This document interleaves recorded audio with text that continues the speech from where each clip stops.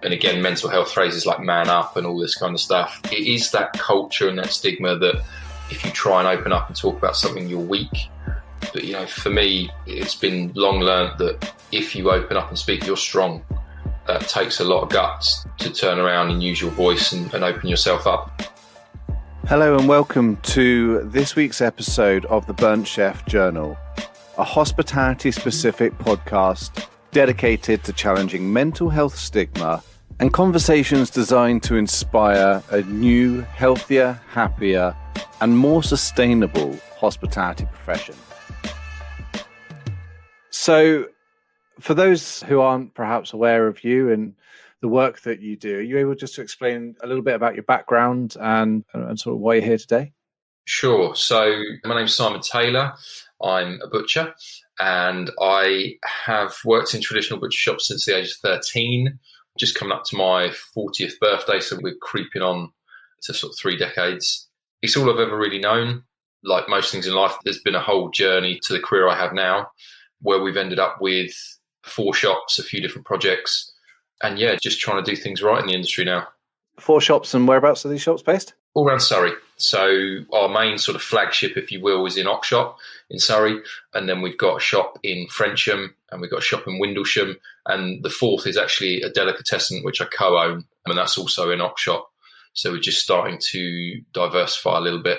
And very luckily for me, actually, a fantastic chef friend of mine, Nick Sinclair, he's my business partner in that. And his food knowledge, we would never have got the Deli without him. He blows me away with what he knows.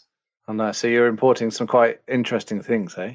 Absolutely. Yeah. It's one of those terrible shops to go in. If you're into your food, you go in there and it's just an array of good charcuterie and every chutney under the sun. It's incredible.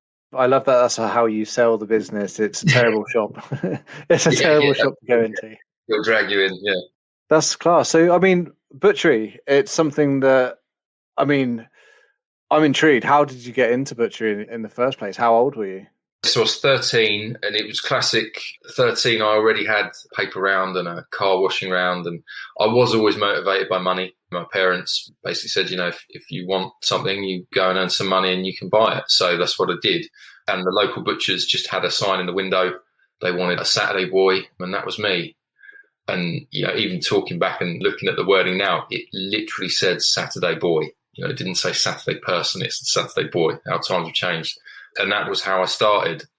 And it was very easy for me because I've always enjoyed food and I was always comfortable in the kitchen. Our nan lived with us at home and she was always cooking in the kitchen. My mum was always cooking. So food wasn't an issue for me, and seeing bits of meat hanging up didn't faze me as a 13-year-old lad. And the more I went into it, the more comfortable I was. I was never great at school, slightly dyslexic and had learning support all through school. It just wasn't for me. But what I was good with was my hands, and I could work and I could do what I was told most of the time. So, and ended up in this sort of industry and was offered an apprenticeship straight out of school at 16. So went straight into that and learnt the trade in the very traditional ways. And I often think there must be a lot of parallels between butchery and the chefing world. I was a KP in a kitchen after hours for a little while, and it's very similar. The banter, the sort of, I think the old school culture, the way that people are treated up the rungs, I think it's very similar. But, as I say, it was something that sat well for me because I like my food. So it kept me engaged. That's amazing. How long does it take you to perfect the art of butchery? If I'm being a realist, I don't think you ever perfect it. I think it is an art, and it's one of those things where, as no 2 foods are the same, no 2 carrots are the same, no 2 animals are ever exactly the same. So there's always that artistic license even to what we do. And I would say in its general sense, you can probably call yourself a butcher, I believe, by working in a butcher shop. That you're fine to say you're a butcher. To really learn the skill, I'd say 2 years as a minimum. When we start to talk about master butchery, I think personally you're looking more like 6 years to really have had that amount of experience. Like I say, you need to experience so many different cuts, animals, species to really refine the trade. But all about exposure, really. The more exposure, the better. What is it they say? The time in the market is worth more than money in the market, hey? Completely. I really agree. I do think that if you're ever going to really master something, you've got to get out there and walk the walk. There's no shortcut for me. I think you've got to do the graft and you've got to really experience it to come out better. I'm intrigued then. I mean, being in butchery from a very early age, how did you make the step from being the butcher to being a multi-business owner? Yeah, so not a smooth journey, I have to admit. There were points when I really wasn't happy being a butcher. I wasn't proud. I definitely wasn't happy with my profession and the way people looked at it, the way we were looked upon. And also money. There was no money in it. Sort of mid to late 90s, there was foot and mouth BSE and the industry was a bad way. Local butcher shops were closing. And that's all you'd ever hear was so-and-so's closing down the road. This guy's closing. You never heard of a butcher opening, which fortunately you do these days. We're starting to get a bit more of that. But it wasn't a bright future. So I was very fortunate that a point in my life where I was in a flat. I'd moved out of home at 18. I had no money. I had loans. I wasn't in a great place. Saw no future in what I was doing. But I came across a guy called Rob Mussell, who has a shop in Woods Butchers where I went to work, and he inspired me. And he showed me that I could be proud of what I did and I could enjoy what I did. And there was indeed a future. And thanks to Rob, I pushed on. And then it was 2011. I got married, turned 30, and got the keys to the first shop at Hot Shop, all in about a 2-month window. So it was a bit of a crazy time. But yeah, from then on, we built and built. We grew the business. I had 2 kids, 2 beautiful children, and everything was rosy. Everything was going great. Business was good. I got a place on the National Butchery Team, which exists to most people's surprise, but there is competition that happens globally for butchery. So very luckily got into that. Lots and lots going on. I actually went and competed in what they call the World Butchers Challenge. And the day after didn't feel too great. Sorry, I've snowballed in the story, but I'll carry on. Didn't feel fantastic. Sort of said to the wife, I think I better go get checked out. So she took me to A&E. I walked in, and then within a few minutes, I had a doctor saying to me, Mr. Taylor, can you sit on the bed? You're having a heart attack. So, yeah, pretty rough point in my life. But sorry, I don't know how I got onto that. But we were building so well as a business, and we were so strong, if that's the way to look at it, or I thought I was. And I was in that kind of invincible stage where I was doing way too much. We were doing catering at that point. There were times when I'd be getting up at 3 o'clock in the morning, going to work, doing the catering, then doing the daily business at the shop, not coming home till late, probably doing a bit of bookwork in the evening, trying to see the kids, trying to be with the wife, probably not getting to bed at a decent time, and then up at 3 again the next day. And ultimately that, the pressure, the stress, probably not a fantastic diet, if I'm honest. But yeah, all wound up with me in hospital, which changed a lot of things. And how old were you, sorry? Good question. I think I was 37. Yeah, 37. Not the age you usually associate heart attacks with people who are sort of heavily obese and in their 60s, or? Yeah, I'm in decent shape and always have been. And as I say, I always thought I was quite strong at that point. Not only was I doing all that, I was actually going to the gym and I was trying to fit in some time and thinking that was healthy because I was going to the gym, because I was doing a big run. I thought, that entitles me to stress my body in other ways and my mind, and it wasn't the case. Probably the exercise was just adding to the pile. It wasn't helping me because I was pressuring it into my routine. I was forcing myself to do it because I thought that it was healthy, but it really wasn't, because it was just adding to that stressor, because it was that thing that I was stressing out to go to the gym and making it happen when the time wasn't available, being tired, making my body hurt. It was just a bit of a spiral at the time. I didn't expect you to say that. That's pretty heavy. What sort of signals? Did you have any signals or any warning signs that was about to happen? Yeah, I think with all these things, when I look back on it, the run-up and the pressure that I was under, like I say, running the business. At that time, I only had the one shop, but we were doing a lot. We were doing the catering. We were doing good trade throughout the shop, had a few staff. I was doing the work with Team GB, which is an absolute honour, and I'm lucky enough to still work with them now. But it was very time consuming, and all of that was mixing in with guilt for not being with my 2 young children a bit more, guilt for not supporting my wife better.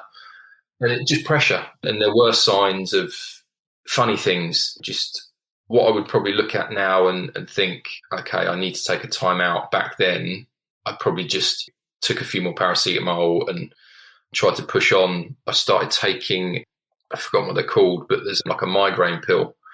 I think it's like called Migraleave or something. And I'd become heavily reliant on those because I would get migraines and I'd have to just go, and what I'd do is I'd go into the toilet at work, turn the light off, set a timer on my phone for 10 minutes, just close my eyes, try and push it back, take a couple of Migraleaves and then go back to work. Just really unhealthy, really, really unhealthy stuff. And I mean, a lot of this is a physical reaction to long-term sustained stress. It's a stage far beyond burnout. And it's certainly a stage. I've known a friend of mine, he ended up in hospital from liver and kidney failure as a result of stress. But it's often something that we don't tend to explore. We talk about the impacts of it on our mental well-being, but not necessarily on a physical. I mean, mentally, how were you at that stage as well, other than the Migraleaves to keep you going? Throughout my life, I was born premature, not by much. It was only like a month, but enough that I was put in an incubator for a little while. And some of the things that my doctors said to my parents at that point were things like, he'd always have learning difficulties and like silly things stick out. That I was always told that I wouldn't be able to stick my tongue out, which is weird because I can.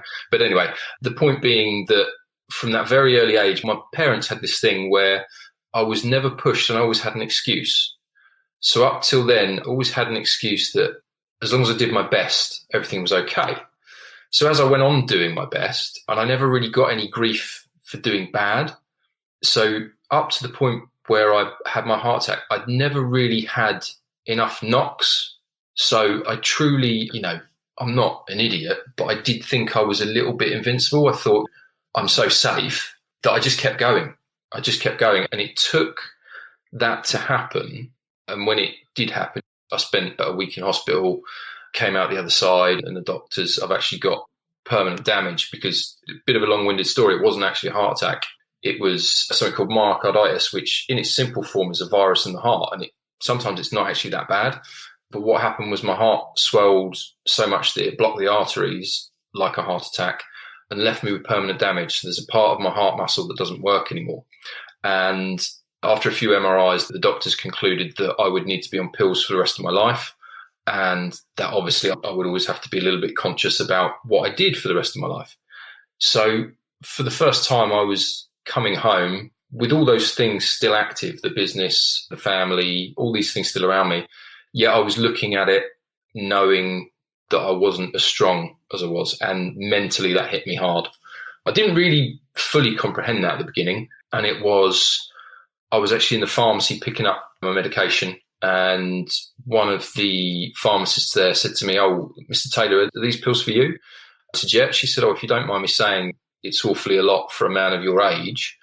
She said, "Have you tried any other form of medication?" And I didn't really know what she meant. And she told me to look at Dr. Rangan Chatterjee's book, The 4-Pillar Plan, amongst other things. But anyway, that was the one that I picked up. It was an Audible book. I was able to listen to it. And the more I listened to it, I realized that there were so many factors to what was wrong with me. And mentally, I was really struggling. My map or my roadmap of where I was going and the plan I had for the future had just been obliterated. So all these things that I was thinking I was going to do and the next steps, I was suddenly thinking, should I do them? Again, family came into mind massively. At that point in time, my daughter was 2, and it was just a shocking realization of, I've got to be here for longer. I've got to work this out. So anyway, eventually I went back to the doctor because I wasn't really sure what I was doing. I was sort of saying to her, with these pills, how do I come off them? And she basically sat me down and just said, "Mr. Taylor, you now have an issue. You do need medication." She said, I agree. We can try and reduce that medication or work against it. She said, however, she said, what I think you really need is I think you need to go and do some therapy. And even that took me back because part of this masculine world and the way I was raised and even the wording and saying masculine and all this sort of stuff, I didn't expect it and I didn't know what to do with it. Turned out to be fantastic because I did. I went and did some therapy and tried to just relook at what I was doing and make a new plan and a new guide. And I still need it now. Let's put it that way. I don't confess to be anywhere near as good as I should be. I had to have a call with the doctor this morning, funny enough, just to have some checks and bits done. But what it did for me is it just reorganised my brain, and it made me stop, and it made me think, okay, what is important? What do we need to do? And I've been very fortunate since then. I've got good people around me, and that's one bit of advice I would give anybody is don't be afraid to open up, really. And I know that once you've done it, I'm not saying it's easy, but it feels easier once you've done it. I never wanted to admit that I was even trying to say out loud mentally weak. I wasn't mentally weak. I was just struggling because things had changed, and that's fine. And the whole thing with your friends and your family, when you first go to them and say, number one, I've had a heart issue, I've had some heart trauma, that's bad enough. But then you've got to go to them again and be like, actually, not only have I been through this, but now I'm struggling mentally and I don't know 100% what I should do with myself. So it's amazing once you speak to loved ones or anyone, if I'm honest. Number one, the weight that it takes from you. So the lift that I felt once I started speaking to anybody, even my doctor, just those first initial conversations of, oh, okay, this is what you think is happening, this is what we can do. And then moving on from that, by the time because I wasn't confident straight away to tell my friends, but after a while, when you start to talk to your friends, you find it's amazing because everybody else has these issues too. You know, it's not everything you go through it doesn't have to be as lonely as you first feel it. And that's a big thing I felt. I felt very lonely initially because I went into this little ball of, oh, woe is me, but you're never the only one. There's always people out there that can help you out and advise you. And as I say, I was very lucky. I was very lucky that I think I crossed paths with the right people at the right time and those pieces of advice, whether it's just that I was open to them, subconsciously roaming around waiting for somebody to give me that advice, and it happened. But yeah, after a few sessions, funny enough, I'd actually used CBT and NLP when I was building my business. Long time ago, a very old colleague I worked with had suggested using some mapping to help me business plan more than anything. But I must have just always ignored the mental side of it, and I just put it into business. And then all of a sudden I'm like, oh, actually, this makes so much sense in a helpful way mentally.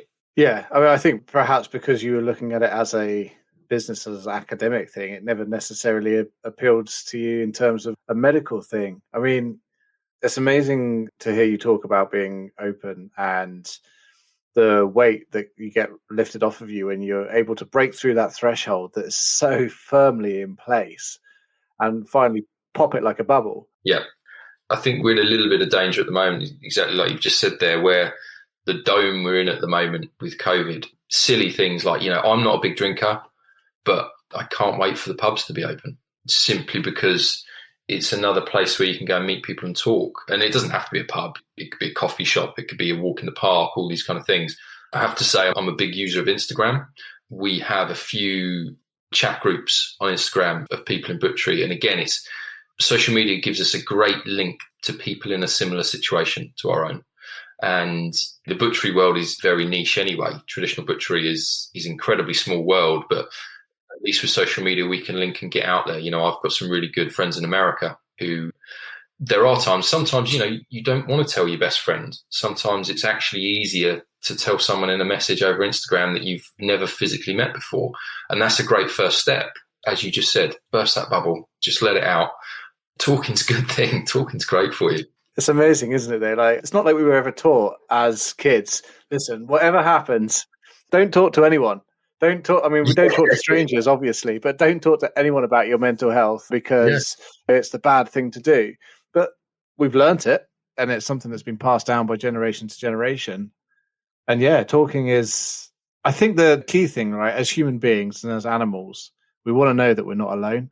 We want to know that we've got security, and to be able to speak to someone else and for them to go, oh, why didn't you say something sooner? All of a sudden you go, oh, wait, so I'm not alone. And that whole thinking that you are the only person going through that particular thing, and whilst it's unique to you in terms of situation and how it feels, the chances are that there's a half a dozen people around the outside of you who just have never spoken about it but going through the same thing. Yeah, completely. Even if it's on a similar vibe. Again, through COVID, and this is weird because back to my story earlier, the guy who inspired me to stay in butchery, Rob Muscle, throughout COVID, we're both now business owners. And the fact that I could pick up the phone and speak to Rob, who was in the same situation with his work as me, that was massive. And as you say, we both have very different shops. We both have different ways we run things. However, the similarities and being able to share even some of your issues or your problems, they say problem shared, problem halved. And it's so true, because that person might just have the solution. They might just have an answer for you. Yeah. And even if the answer isn't something that they know they've given you, sometimes it's like with therapy, isn't it? When they say certain things to you and they just ask you certain questions and you go away, and it's not the therapy session that does the trick. It's the questions that they've asked you, and you play them over in your head afterwards. And that week in between seeing them again is that healing period. And Yeah, completely. I think for anybody who's ever thought about getting help or wondered what it's like, I would say just go and do it. I did have a little look, knowing that we were coming on here. I had a look around to find what was available in the butchery world, and I have to say there isn't masses. For me, the route I took was I went to my doctor and just asked at the doctors and was helped out in that way. And then I've continued that journey personally. As a company, throughout all of this, we actually realised that we don't have enough structure. We have something in place now that we can use, and we try and make sure that we're always open and honest and speaking to our staff and always asking the question. Even if the response is the same every time, we still ask, just in case there's that one day when somebody does say, actually, I could do with a chat. We also try and encourage all our staff members to have that chat, and we try to very much change the culture in our business. And I've been very lucky that we've got a good group who can talk pretty openly amongst ourselves, which I think is healthy. But we've also have like our primary authority, which is National Craft Butchers. Now, although they don't have specific links to mental health help, they can put people on the right path. So even if it has to be an anonymous thing, it can be done, which is good. But I do think in the butchery world, there could be a little bit more support. And I don't know how the Burnt Chef project feels about butchery using your service. 100%. So the Burnt Chef project, it has good branding. The name travels far and people relate to it. But let's be honest, mental health and well-being isn't something that is specific to chefs. It's not specific to it doesn't discriminate. It's similar to cancer. So what I've said since the very get-go with the Burnt Chef support service is it's available to anyone that has any ties to hospitality, whether you are a chef, a sommelier, a general manager, housekeeping, whether you're a supplier working for a wholesaler, whether you provide spoons and forks to the business, or you're a butcher or a fishmonger. The service is there. I mean, please, the more that it gets used, the better, really, because it is that anonymous helpline and it's that anonymous contact, isn't it? Needed, yeah. Yeah. You don't have to read anyone's reactions or worry about what they think of you.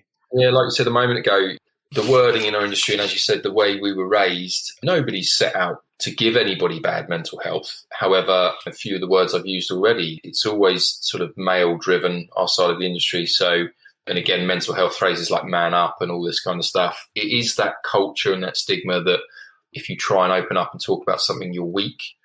But, for me, it's been long learned that if you open up and speak, you're strong.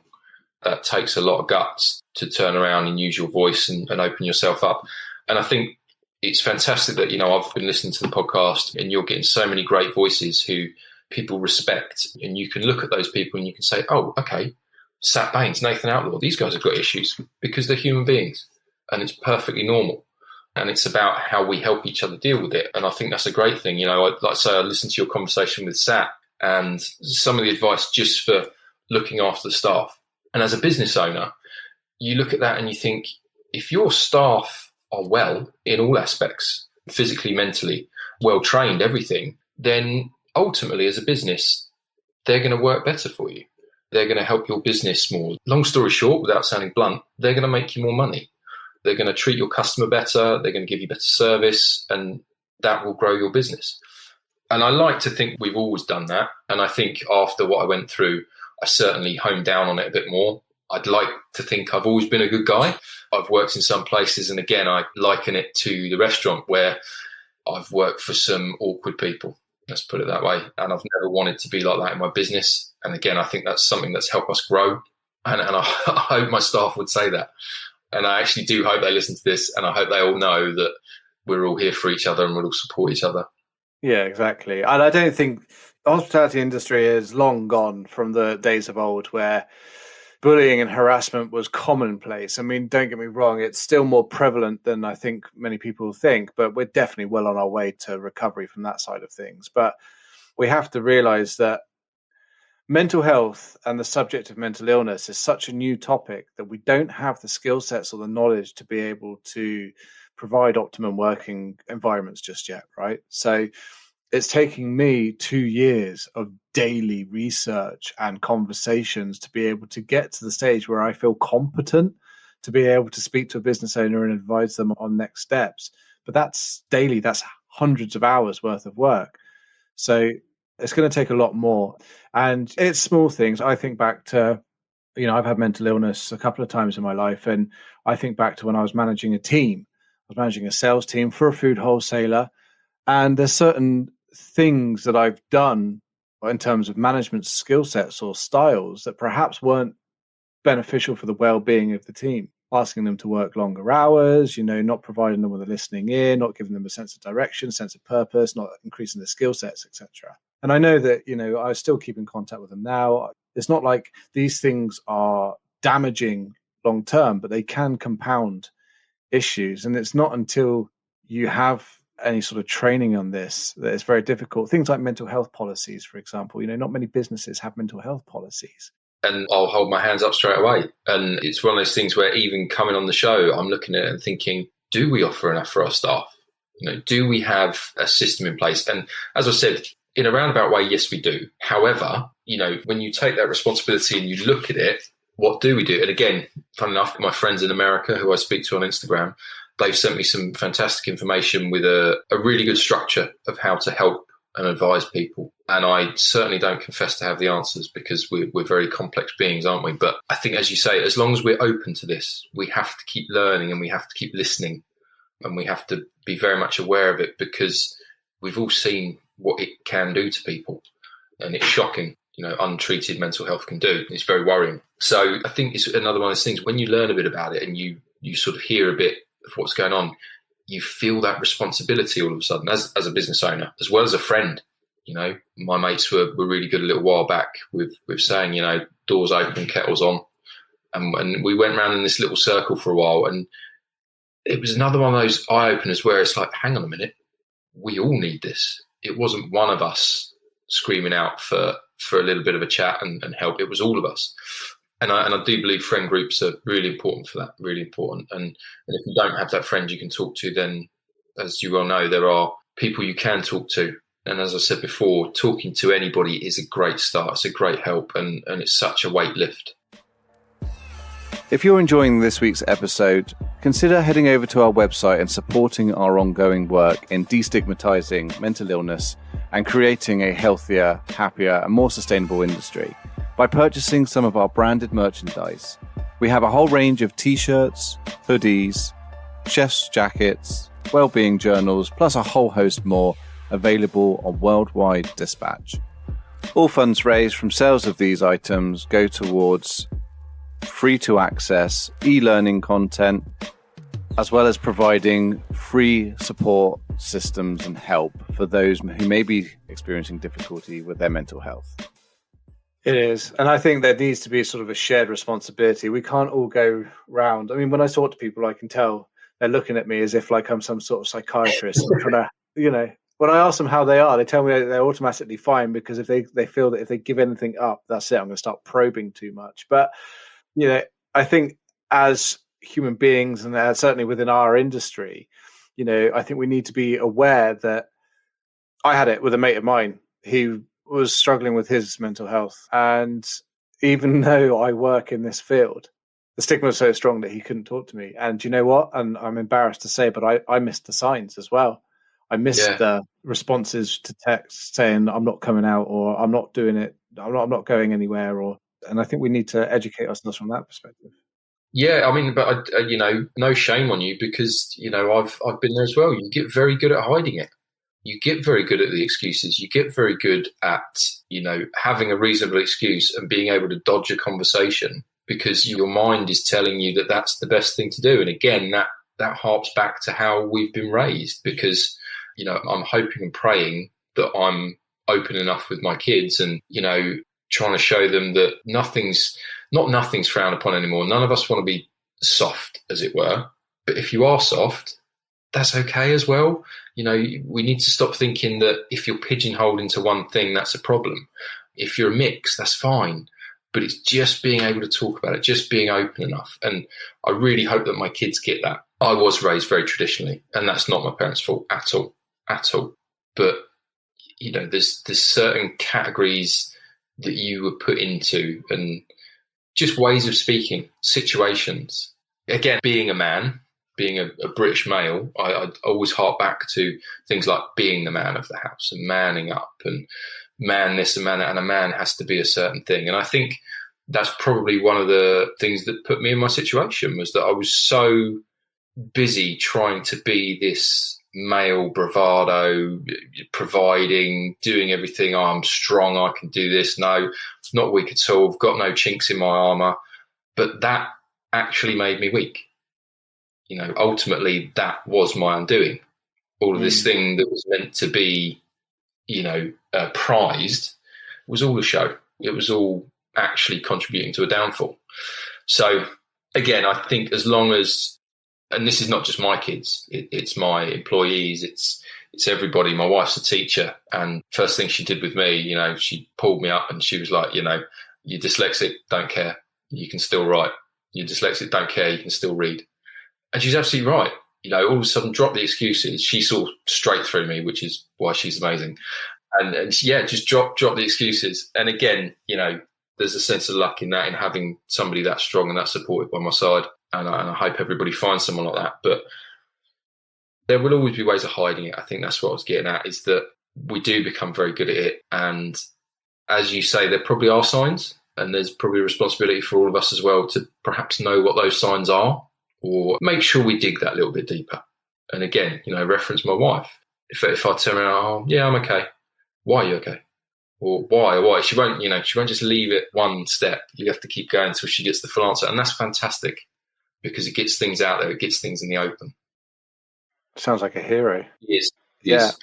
I'm very keen to get the wife or the husband or, whatever spouse relationship it is on the podcast to talk to us about their experiencing of living with someone with mental illness, because I think that would be so insightful. Yeah.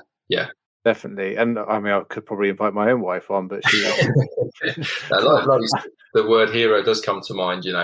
Sian, my wife, she's always been my drive. So, but I've always been pretty proactive and always had a dream of what I wanted to do. But again, when I married Sian and we opened the shop, very similar time, it was because she gave me that drive. She just cut out all the bullshit, basically.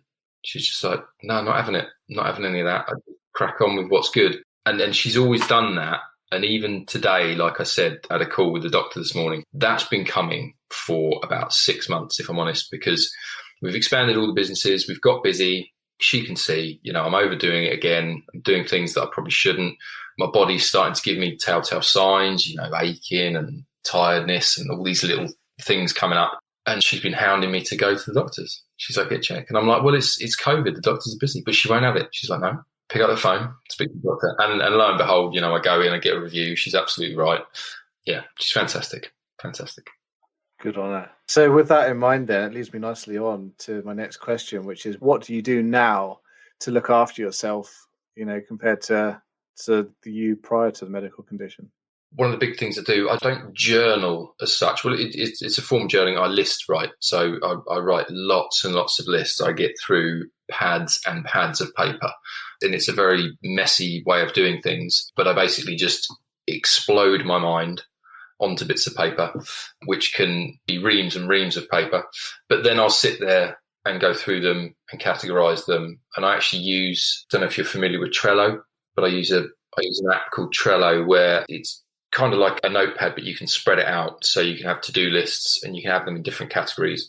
So I use it as a way of just spreading the weight in my brain across a few different notes, and I arrange them, break them into to-do lists, find out things that are actual priorities, things that are weighing heavy on me. And I'll always see that because of all these lists I write, they end up in this big stack, and then I go through them. And then the ones that are heavy on my mind, I've written them down across like 6 bits of paper.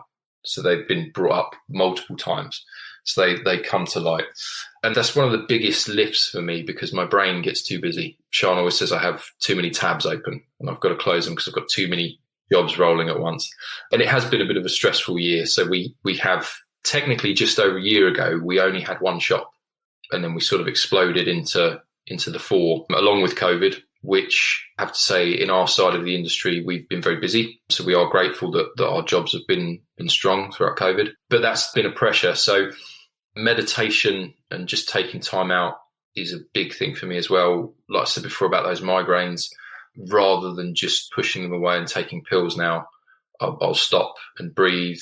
Sort of my meditation, there's many forms of it, but I tend to try and breathe, get myself steady again, make sure the headache doesn't stick around, and then sleep. So my meditation will quite often end up in me waking up half an hour later being like, oh, okay, that happened, but I feel good for it and it works for me. That mixed with, again, I still use a lot of NLP. I'll sort of stop and look at things again. Again, it's generally on paper, so it's usually me writing things or scribbling around, just getting it out. Again, much like talking, getting it out and getting it on a bit of paper. As well as, I have to confess, I said to Sean this morning, I must go out for a run because I do like running and I do like listening to music.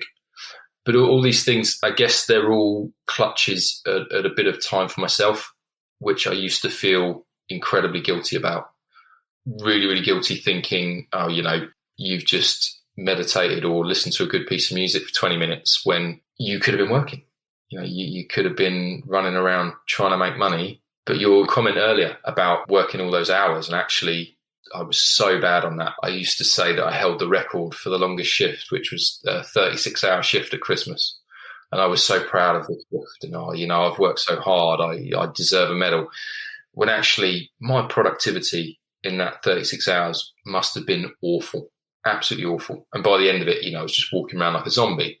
You eat, drink, sleep healthy across that same period, and your productivity is 100 times better. And it took me, strangely enough, when I had the heart issues, I had that in March, and obviously the following Christmas, I still wasn't anywhere near back to full health. So that Christmas, I had to rest, and I had to sit back, and I had to manage, and I had to let the team do things. And it's amazing how much when you step away and step back and take that time for yourself and breathe, you get so much more done. So much more done. And actually, all my job lists, when I'm not in the mix, when I'm not in the motion, when I step away and put those job lists out there, I get through them. I actually take them and, achieve things. And that's a lovely thing as well. And again, the app I use, Trello, I keep on there like a completed folder. And that's a lovely thing to do as well, is to look back at what I've done, what I've achieved when I've been healthy, when I've got my sleep, eaten well, silly things, drunk some water. Yeah. I achieved so much more. And you look at it, you step back and look at it and you think, what a no-brainer. I'm such an idiot. It's so obvious. And we get that across, I'm sure you do, we get it across work in everything. Really, the more simplistic, the more natural, the more normal, you end up in a better position. And yeah, probably the last thing I do is I try and be mindful. And I struggle with what mindful was for a long time until I was cutting some meat. And, a long time cutting meat, my hands, they are muscle memory to certain things, but I really enjoy it. And I like to cut meat well. And when I'm in that flow and just that motion and nothing else matters, I have to, as a butcher, you have to concentrate, because if you don't concentrate, you're going to hurt yourself. So I just end up in that moment. And there are times when you end up butchering, a bunch of lambs or some pork, or you're making some sausages, you're breaking down a body of beef. It just becomes very artistic. And we have a cutting room with the contract butchers to do some beef. And I really love being in there on my own, headphones on, bit of classical music with a knife. I'd love to be a fly on the wall looking at me at the time. It's like the Butcher's version of American Psycho. Yeah, it must look weird. But, it's so good because everything just clears. Like literally the mind just clears, and again, the shoulders go down, the breathing comes back, and it's really good for you because the opposite to that, the tension and the stress, they're the worrying ones for me. They're what put me in hospital, for sure. I'll also blame sugar and processed wheats, but that's another story. It plays a big part, but that's the frustrating thing about mental health and being mentally well is that there are a lot of different components to it. They're not impossible, but you do have to make an active mission just to put them into order. So the other thing I was looking at recently is designing a stress reprogramming guide. So it's a guide to overcoming stress. So what you do is you write down the stressor in a box, and then you write down 3 things to tackle the stress. So it's like, what am I stressing about? Well, I'm stressing about finances. Okay, so how do I handle this? I cut back on some of the expenses that I've got. I look at trying to earn a little bit more money, or, this situation will change itself in a period of time. And that I found has been quite useful for me. So I was looking at putting that into some sort of guide for people. Yeah, fantastic. Yeah, because it is often that thing, like we said, when you're on that hamster wheel and you're just spinning, you just got to stop, get out. Like you've just said, look at it. Look at what you can do without panicking about it, without stressing about it. I don't know, that's very easy to say when you're not on the hamster wheel. When you're on the hamster wheel, it's a different story. You've got to keep running. But it's taking that first chance on it and just say, hey, I'll try it. Let's try it. A few years back, again, I have to say I haven't done much of it lately, but I was doing Pilates. And that was great for me because not only was it was strength and it was kind of like a good gym exercise, but it was also good for my mind, and I was stretching, I was breathing again, and it was all good. And again, the stigma, I would have gone for yoga, but yoga was like, oh, you can't do yoga because you're a man. Oh, what? Why not? And then I've done a bit of yoga, and yoga's fantastic. But it is always that thing where as a guy, as a butcher, I'm a butcher. I can't do that. Of course you can. Why not? Why not? And it's removing that stigma, which is probably the hardest part, particularly in our industry, because it is so old school. It's so driven like that. And again, like you said, it takes a few people to be a little inspirational, I guess, and be a bit more open and say that that's okay. It's fine. Don't panic. No one's judging you. No one's judging you. And if people are judging you, then I really wouldn't worry about them because they're the sort of people you don't need to listen to. Yeah, cut out the negativity. I mean, everyone's entitled to a mistake, but if you're getting it on a regular basis, it's people that you've known. What I don't get is people that you've known for a long period of time, right? They know what your character is. So they know that you've, picked them up at the side of the road when their car broke down, and all of a sudden then they start hurling stuff at you like, oh, you've deliberately gone out of your way to do this. Yeah. But you have to look at it from two sides. You think, well, actually, perhaps, I don't want to label everyone. I don't want to say, well, because they're idiots at this moment in time, they must be mentally unwell. But you don't know what's going on behind the scenes. And absolutely, yeah. And I think on that note, that is what therapy is great for, because it makes you stop and think that you can't be responsible for how other people are thinking. You can't change the way they're thinking. You can try and help them. You can open doors for them, but you can't change their thinking. So, try and worry about yourself first. That's another thing I would say to people. Doesn't mean disrespect anybody else, but look after yourself, because ultimately if you're well looked after, then you can help others. If you're not well looked after and you try and help others, you're probably going to hurt them. And that's what some people do when they have good intentions. Yeah, it's the old analogy of the air mask on a plane. You always have to put yours on before you try and help other people, because without yours on, you're good to no one. Exactly. Yeah, I mean, I could talk to you about this for ages, but I appreciate that, you're busy, you've got a family, I've got to go home and try and see mine at some stage as well. Yes, you should. There was one other thing that I should have said about, and I'm only just touching the tip of the iceberg of this, but gut health. That's another thing that's become really big for me because of what I do, because of the proteins that I sell. It was a big question for me. Obviously, heart issues, animal fats. Straight away, I was like, oh my God, is what I'm eating causing me problems? It totally wasn't. It's nothing to do with animal fats. But it did lead me on to looking into a lot of gut health.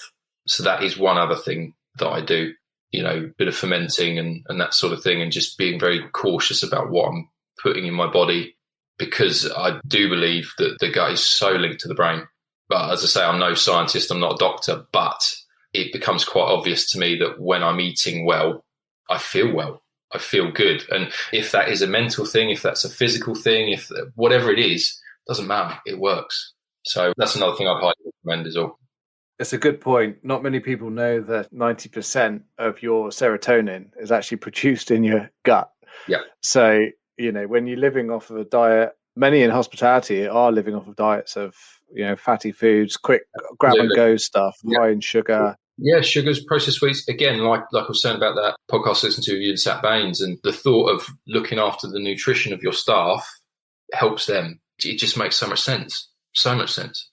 And I still going back to what you were saying about being more aware of these sort of subjects. And certainly once you've had a mental illness or you've had therapy, I genuinely believe, and I think I'll probably go and make a t-shirt with this one at some stage, but mental illness is a superpower, because once you've had mental illness, you just become, it's like someone drops a bomb off in their head. And yes, it's, mental illness isn't great and I wouldn't wish it upon anyone. But I think once you've had it, and if you can recover from mental illness, you just have this wider perspective of all things. Yeah, I totally agree. I think, the reason we go through this is because we're on a path which is unhealthy and we're going down that track, and then something happens and it just smacks us off that road.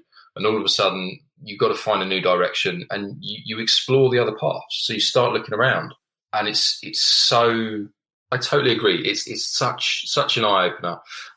So I'm going to call it a superpower. You're absolutely right. It's a superpower. Congratulations. We've got a new t-shirt line coming out. Just what people need. But, I'll tell you what I do have coming in, actually, and slightly off subject, but I've spoke to an incredible guy at Tog Knives, and he's very kindly doing me 2 sets of Japanese burnt chef pocket knives. Oh, and he texted me I was rather rudely, he texted me as the podcast started, and for a moment I got distracted because I'm an absolute sucker for a lush knife, and these are like just going through the knives. Yeah, black blade, black handle. I'm like a kid in a candy shop now. Yeah. In terms of sort of final advice pieces, if someone was looking at starting a career in butchery, and whether that's a career to learn the skill and to move on, or to follow in your footsteps and open up businesses, what sort of advice would you have for them?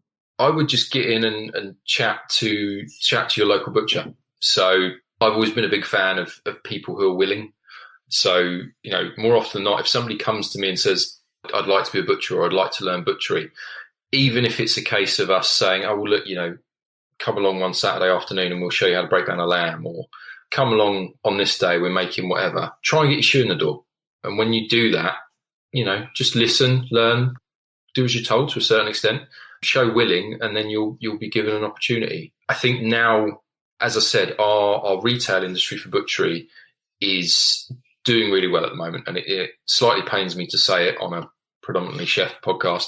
We're very busy, really busy. So for anybody out there, we've actually had a lot of chefs working with us and for us, and we do have job opportunities. So any chef out there that's looking to add that skill set, now's a great time.